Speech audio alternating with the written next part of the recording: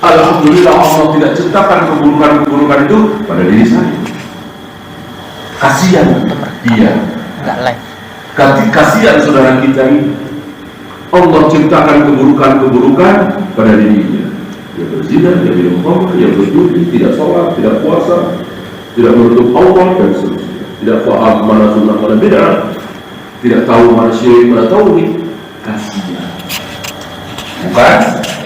Bukan cacian, makian, binatang. Kita sering gitu. Kalau ada saudara kita terjerumus dalam dosa, kita caci, kita maki, kita hina. Padahal itu ciptaan Allah. Kasihan. Bahwa kita salahkan dia jelas salah. Makanya ada dua kacamata tadi. Ada dua pandangan ini. Ya, saya kira ini nasihat dari Syekh Utsaimin.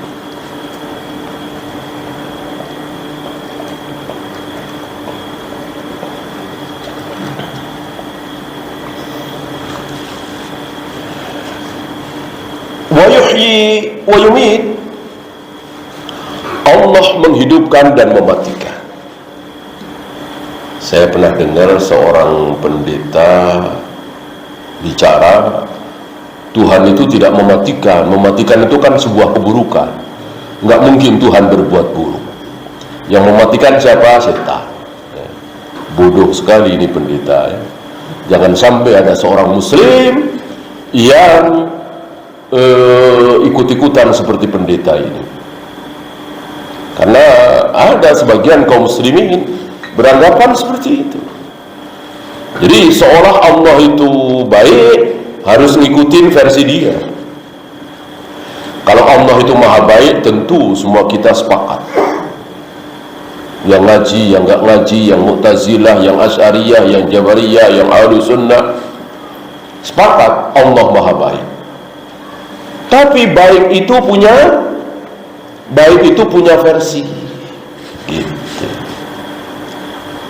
Kalau versi kita, kalau Allah menyesatkan, ya tidak baik. Kalau Allah membuat seseorang sakit itu, ya tidak baik. Itu versi kita. Kalau Allah menciptakan neraka, menciptakan iblis, menciptakan setan, ya tidak baik. Ya, itu versi kita barangkali. Tapi Allah punya versi tersendiri. Allah menciptakan neraka, Allah menciptakan iblis, Allah menciptakan setan, dan itu baik. Karena Allah maha baik. Tidak mungkin perbuatan Allah buruk. Nah begitu. Sebagaimana adil juga punya versi. Keadilan menurut kita dengan keadilan versi Allah beda. Kita tunduk dengan versi Allah, bukan versi kita. Ya. Kalau versi kita barangkali akal yang sederhana, kalau laki-laki berhak jadi imam, kenapa perempuan tidak? Kan jadi nggak adil. Ya. Padahal yang perempuan ini jauh lebih banyak hafalannya daripada yang laki-laki. Taruhlah suami istri, ya kan? Taruhlah suami istri berjamaah. Yang istrinya hafal Al-Quran, yang suaminya baru belajar, mungkin mu'allaf. Ya. Sholat berjamaah, kalau pakai akal kita ya udahlah sekali-sekali. Apa salahnya? Istrinya yang menjadi imam. Nah, itu barangkali adil baik versi kita, versi Allah tidak. Walaupun bacaannya terbata-bata, walaupun bacaannya amburadul, yang panjang dipendekkan, yang pendek dipanjangkan, kalau dia suami jadi imam. Istrinya yang keluar dari pesantren ini, yang fasih ini, yang hafal Al-Quran ini harus jadi makmum. Adilkah? Adil. Versi siapa? Allah. Versi akal kita mungkin tidak adil dan harus dikalahkan, harus dimenangkan versi Allah.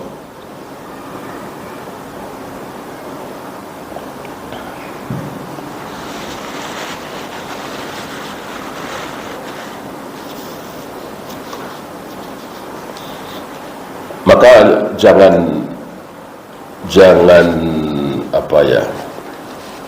jangan lupa yang yang paling pantas ya. Sebab kalau tidak tahu saya kira nggak mungkin ya. Insya Allah tahu antum, hanya kadang lupa kalau yang mematikan itu Allah. Kadang kita lupa, dibikin lupa oleh setan ya. Antum tahu yang mematikan, yang bikin ibu antum mati itu penyakit jantung, kanker, stroke, COVID. Kalau nggak kena COVID, insya Allah belum mati. Lupa kita. Kalau tahu, insya Allah tahu. Kadang lupa. Jadi ada penyesalan. Coba kalau kita terus ingat bahwa mati itu yang mematikan Allah. COVID, virus, jantung, liver, ginjal, paru-paru. Cuman asbab pelantara. Kalau jantungnya sehat ya paru-paru. Kalau paru-parunya sehat ya ginjal. Kalau ginjalnya sehat ya virus. Kalau nggak kena virus ya tabrakan. Ya, banyak asbab. Mudah bagi Allah. Intinya bahwa detik itu, jam itu, hari itu, tahun itu dia harus mati. Sudah habis ajalnya. Nah, dengan demikian antum jangan pernah menyesali takdir yang sudah terjadi. Coba waktu itu jangan lewat situ, lewat tol saja, kan nggak macet, keburu cepat ditolong ke rumah sakit. Kenapa kita jalan itu macet, akhirnya telat sampai ke rumah sakit, 5 jam baru sampai misalnya, akhirnya tidak tertolong. Kalau yang tidak percaya takdir, tidak yakin bahwa Allah yang mematikan, mungkin menyesal berkepanjangan. Tapi bagi kita yang yakin dengan takdir dan yakin bahwa Allah lah yang mematikan, sudah, dengan lega kita, tenang kita. Mau lewat tol, bahkan rumah kita di depan rumah sakit, kita tetanggaan dengan dokter itu, tetap saja mati. Ya. Karena takdir yang telah Allah tentukan, yang telah Allah tulis, sudah sampai.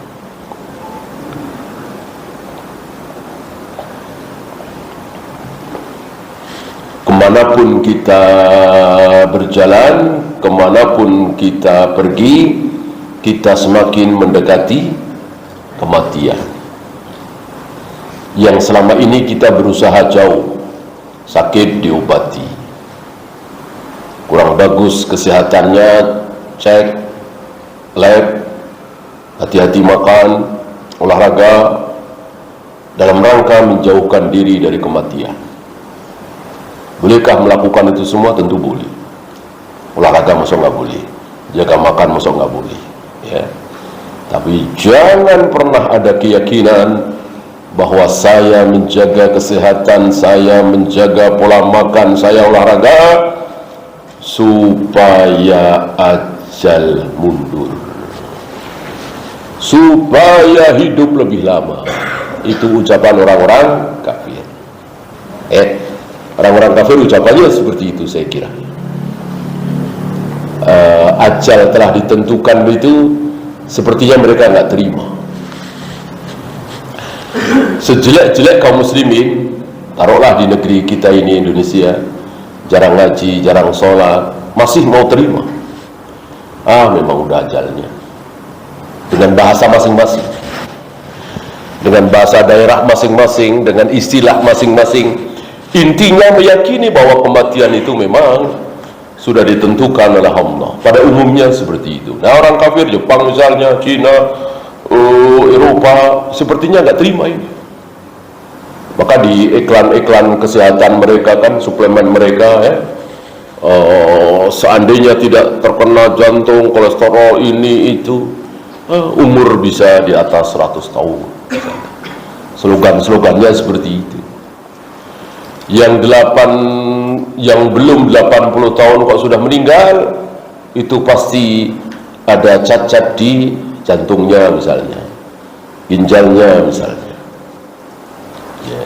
Insyaallah kaum muslimin, apalagi yang sudah belajar takdir, tidak akan tega mengucapkan kalimat bodoh itu, kalimat batil itu.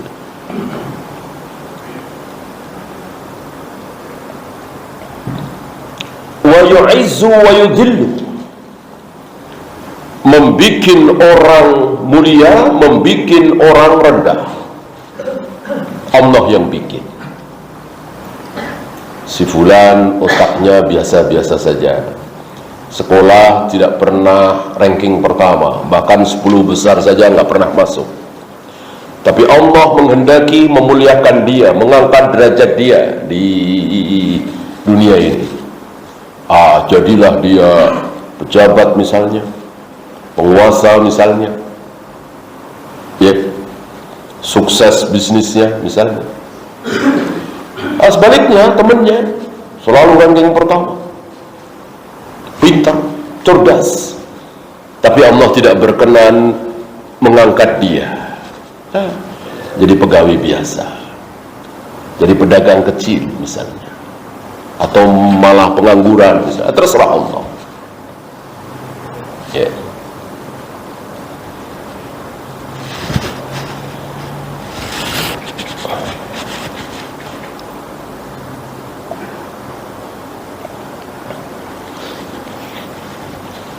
Maka khususnya dalam masalah pemimpin, lebih baik rakyat itu pasrah. Terserah Allah mau milih siapa, nggak usah ikut-ikutan. Ya.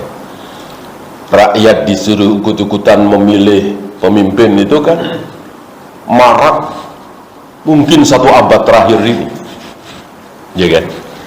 Atau saya kira 70 tahun terakhir ini, 80 tahun terakhir ini. Sebelumnya tidak, kan? Ya. Dan ketika rakyat itu semakin ikut-ikutan, semakin antusias untuk memilih pemimpin, semakin buruk. Semakin buruk. Ketika rakyat itu pasrah, terserah Allah memilih siapa, dengan cara apa. Ya.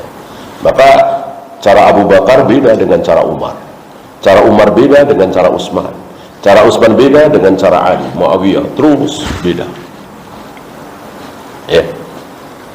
Karena memang bukan ibadah mahdhah yang harus seragam. 2 rakaat ya haram 3 rakaat, 11 rakaat ya haram 12 rakaat, 3 kali ya haram 4 kali. Itu ibadah mahdhah. Adapun memilih pemimpin ini ghairu mahdhah, maka beda, kan? Tapi apa yang dicontohkan oleh para sahabat itu yang terbaik. Tidak seluruh kaum muslimin berbondong-bondong. Ketika kaum muslimin berbondong-bondong dengan antusias semangat memilih pemimpin, siap muncul keburukan sebagaimana hari ini. Yang suap, yang saling caci, saling fitnah, yang luar biasa, belum dukung, ya, mengerikan sekali. Nah, rakyat ikut-ikutan. Maka biarkan Allah yang memilih, dengan cara Allah tentunya.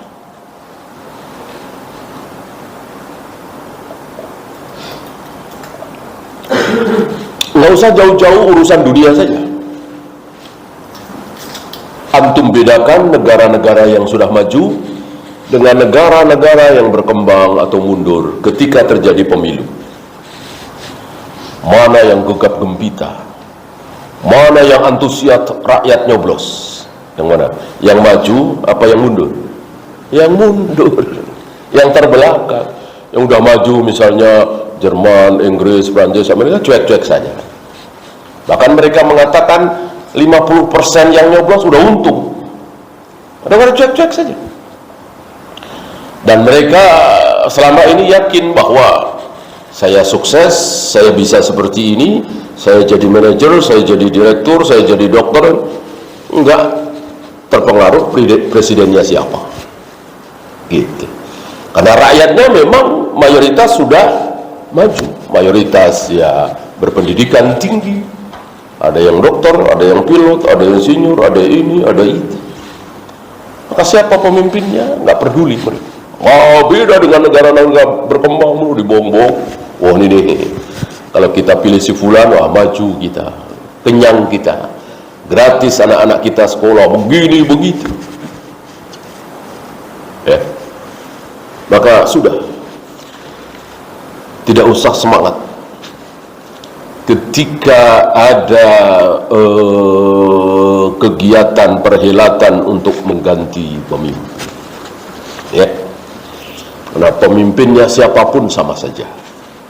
Kalau kita masih begini-begini saja, ya, pemimpinnya siapapun sama saja.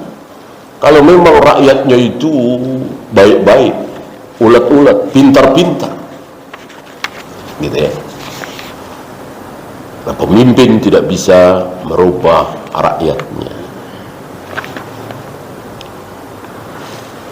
Wa yufakkiru wa yughni, dan Allah yang membikin seseorang itu fakir, membikin seseorang itu kaya. Jadi yang bikin seseorang kaya itu bukan kecerdasannya, jeniusnya, tidak. Saya kira antum banyak mendapati contoh biasa-biasa saja, bahkan kesannya bodoh, tapi banyak hartanya. Pintar, cerdas, tapi miskin. Saya kira banyak, bukan satu dua.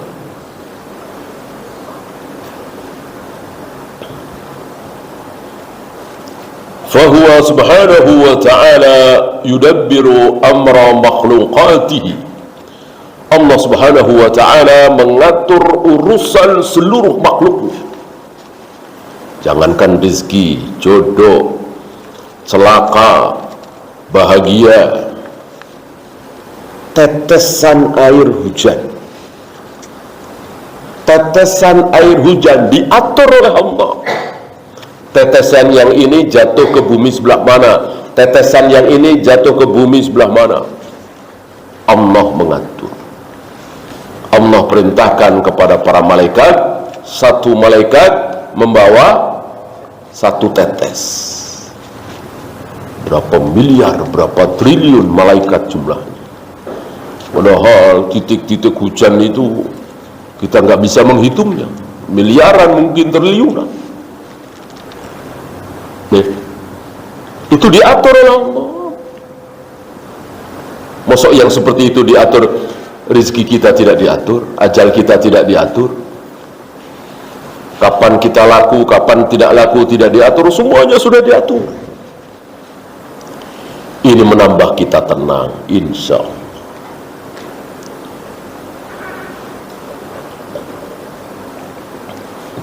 Sampai di sini insya Allah antum tidak berani kabi, ya. Antum tidak berani, antum tidak akan menyetop kelahiran seandainya alasannya adalah rezeki, ya. Saya nggak takut sih kalau masalah makan, insya Allah makan. Tapi gimana sekolahnya, kan gitu kan, yang kita dengar gitu kan. Tapi gimana sekolahnya, nanti kesehatannya, ya kesejahteraannya, gitu. Seolah hidup itu kita yang atur, padahal hidup kita bukan kita yang mengatur, tapi Allah. Yudabbiru amra makhlukatihi, seluruh urusan makhluk Allah yang mengatur. Gimana kita takut? Ya. Maka perlu diulang-ulang nasihati. Dan begitulah manusia, butuh nasihat. Siapapun dari kita butuh nasihat, diingatkan.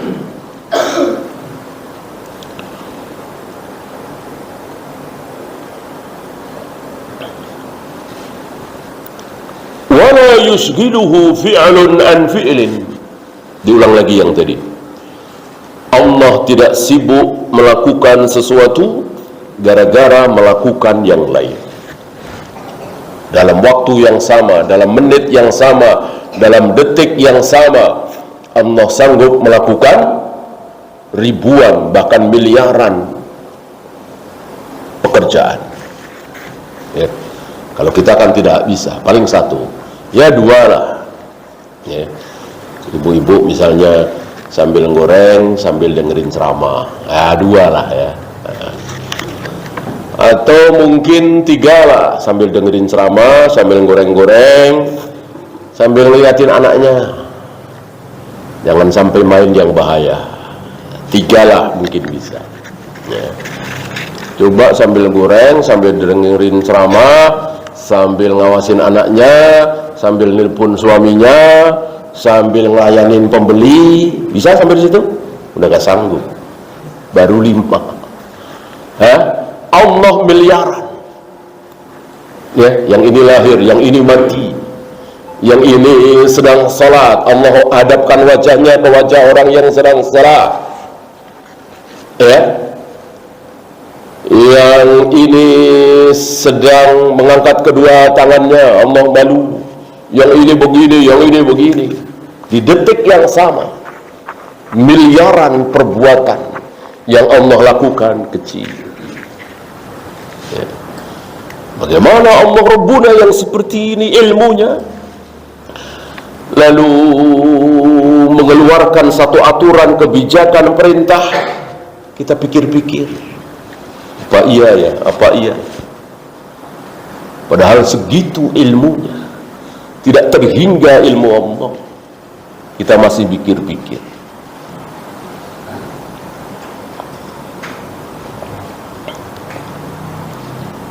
Bikhilafil makhluki fa innal makhluqa idza istaghala bi amalin fa innahu la yumkinu an yanshagila bi amalin akhar. Beda dengan makhluk. Makhluk itu kalau dia sibuk dengan satu amal, tidak mungkin dia menyibukkan diri pula dengan amal yang lain seperti tadi. Paling 2, kalau 3 itu pun pecah konsentrasinya. Berbeda kalau dia melakukan satu pekerjaan, konsentrasi penuh. 2 ya terbagi, 3 terbagi lagi, 4 terbagi lagi. Ya. Maka sebaik-baik usia mencari ilmu itu apa? Dewasa apa anak-anak? Nah, terutama ngapalin ya. Iya, karena konsentrasi kan anak-anak. Nggak mikir kebutuhan, nggak mikir nafkah, mikir anak, istri. Nah, beda ketika sudah dewasa. Mikir nafkah, mikir anak, istri, ya. Ngaji malam Senin, malam Rebu udah lupa, ya. Kadang-kadang Selasa pagi udah lupa, ya karena bercabang pikirannya, ya. Yang sono belum dibayar, tagihan ini belum sampai waktunya, yang ini belum digarap, gini begitu, ya. Nah itulah, ya. Maka anak-anak kita mumpung belum sibuk dengan nafkah segala macam, bikin mereka konsentrasi di ilmu.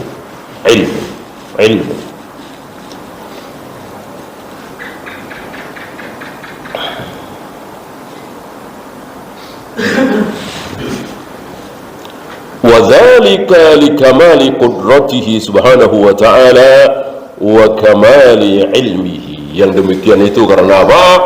Kekuasaan Allah itu sempurna, ilmu Allah itu sempurna.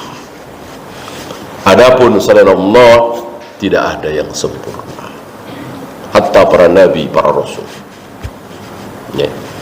Pernahkah seorang nabi salah? Pernah. Loh, bukankah maksum? Ya, maksum itu dijaga ketika salah, dibenarkan ketika salah. Bukan dijaga supaya tidak pernah salah, bukan. Dibenarkan, diluruskan ketika salah, langsung dengan wahyu. Maksud maksum di situ. Bukan nggak mungkin salah. Ini maksum versi Ahlus Sunnah. Kalau maksum versi apa? Versi Syiah, Rafidhah beda. Enggak pernah salah. Ya. Bahkan mereka tega mengatakan para nabi, para rasul itu maksum. Dari kapan? Dari hari pertama menjadi nabi. Betul ya?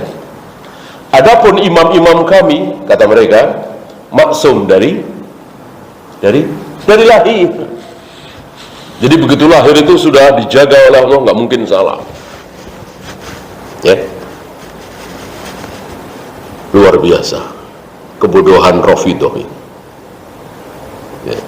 Masuk bayi nggak berbuat salah, ya, nggak berbuat sebuah keburukan, ya kan? Tiap hari ya salah terus. Ya. Membersihkan diri dari najis saja nggak bisa, dibersihkan oleh orang lain kan, oleh orang tuanya. Ini kebodohan Rafidhah.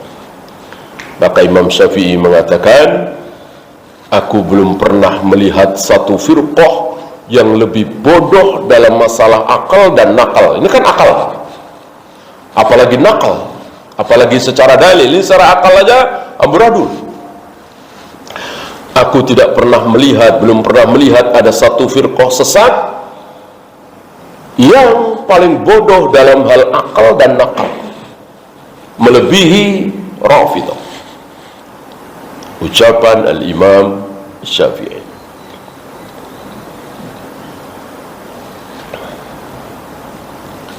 Kemudian Jalla 'anil asya'i wal andad. Allah itu besar, agung, tidak butuh apapun dan tidak mungkin ada tandingan. Tidak mungkin. Jibril tandingannya Allah? Tidak sama sekali. Tidak ada apa-apanya Jibril di hadapan Allah. Bagaimana para nabi, para rasul? Sama. Tidak ada apa-apanya di hadapan Allah. Jangan beranggapan bahwa para nabi, para rasul itu tinggi, besar di hadapan Allah. Tidak. Para nabi, para rasul itu tinggi, besar, mulia di hadapan manusia. Dibandingkan dengan manusia di hadapan Allah nggak ada apa-apanya. Ya, kalau ada apa-apanya barangkali Allah tidak akan tega, nggak enak istilah kita ya, menyesatkan ayahnya, menyesatkan anaknya, menyesatkan istrinya. Ini bukti bahwa para nabi, para rasul itu kecil di hadapan Allah. Maka ada seorang nabi yang ayahnya Allah bikin kekal di neraka. Ada seorang nabi yang anaknya Allah bikin kekal di neraka. Ada seorang nabi yang istrinya Allah bikin kekal di neraka. Bahkan ayah ibunya kekal di neraka. Ya. Kalau nabi-nabi tersebut besar di hadapan Allah, barangkali Allah tidak lakukan itu semua. Ya minimal nggak enak lah. Ya, melihat nabinya, kekasihnya menangis, menyayat hatinya, mendengar ayah ibunya masuk neraka. Allah nggak peduli. Allah nggak peduli. Ya biarkan saja sedih. Ya.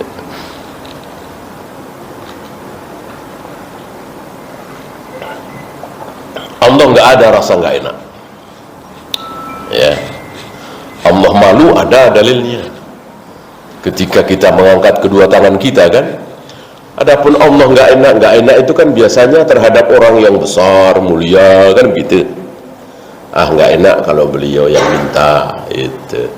Padahal kita malas datang, mana malam, mana hujan, mana becek.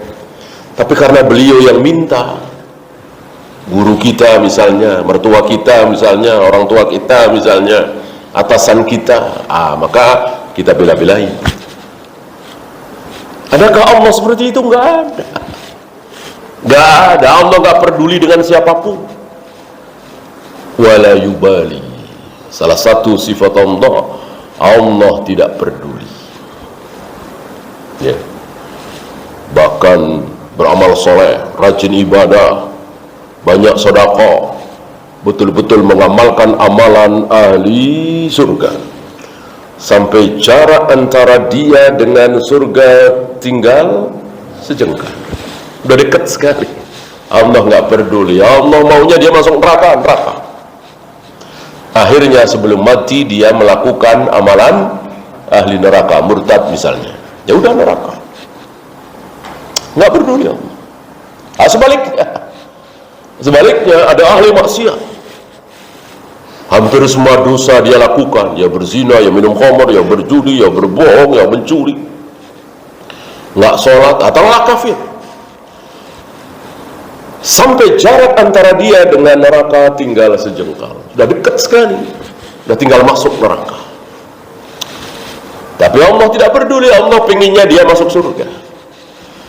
Maka sebelum mati Allah takdirkan dia melakukan amalan ahlul jannah, masuk Islam misalnya, atau taubat misalnya, Allah ampuni semua dosanya, akhirnya masuk surga.